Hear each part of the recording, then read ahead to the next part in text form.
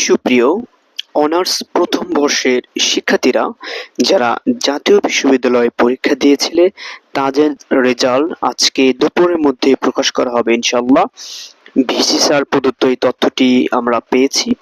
তো রেজাল্ট প্রকাশ হওয়া মাত্রই যেভাবে রেজাল্ট দেখবে সেই ধাপগুলো আমি তোমাদেরকে দেখানোর চেষ্টা করছি। প্রথমে তোমাকে যেটি করতে হবে সেটি হচ্ছে ক্রোমোতে তোমাকে যেতে হবে। এরপরে তোমাকে সার্চ বাটনে লিখতে হবে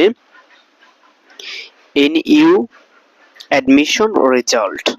লেখার পরে প্রথমে একটা পেজ এরকম শো করবে। দেখো এখানে লেখা আছে অ্যাডমিশন হোম অথবা হোম। আমরা দুইটার মধ্যে থেকে ইচ্ছা করলে দেখতে পারবো। তো আমরা অ্যাডমিশন হোমে ক্লিক করি। ওকে, এখন দেখো এরকম একটা পেজ তোমার সামনে শো করছে। তোমাকে যেটি করতে হবে সেটি হচ্ছে, দেখো এখানে লেখা আছে, আমি একটু জুম করে দেখাচ্ছি, NU আন্ডার গ্রাজুয়েট প্রোগ্রাম। এখানে গিয়ে তোমাকে ক্লিক করতে হবে হচ্ছে অ্যাপ্লিক্যান্ট লগইন। এখানে ক্লিক হেয়ার, এখানে চাপ দিতে হবে।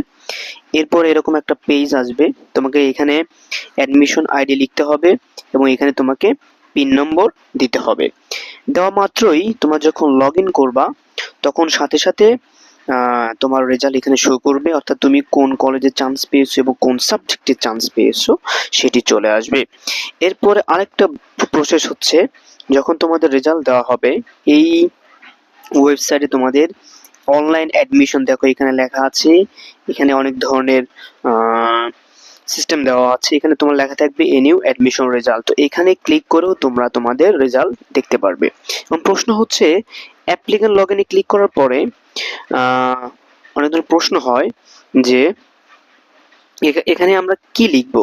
তো তোমাকে সেটি হচ্ছে, তোমার ওইখানে লেখা আসবে কি অ্যাপ্লিক্যান্ট আইডি। অর্থাৎ তুমি যখন এই ভর্তি পরীক্ষার জন্য তুমি ন্যাশনাল ইউনিভার্সিটি যখন তুমি ফর্ম তুলেছিলে ওইখানে তোমাকে একটা আইডি নাম্বার দেওয়া হয়েছিল, ওই নাম্বারটি দিতে হবে এবং ওই ভর্তি ফর্মের উপরেই তোমার পিন দেওয়া ছিল।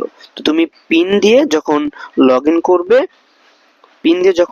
অর্থাৎ অ্যাপ্লিক্যান্ট আইডি দেবে এবং পিন নাম্বার দেবা, দেওয়ার সাথে সাথে যখন লগইন করবা তোমার কাঙ্ক্ষিত ফলাফল এখানে চলে আসবে।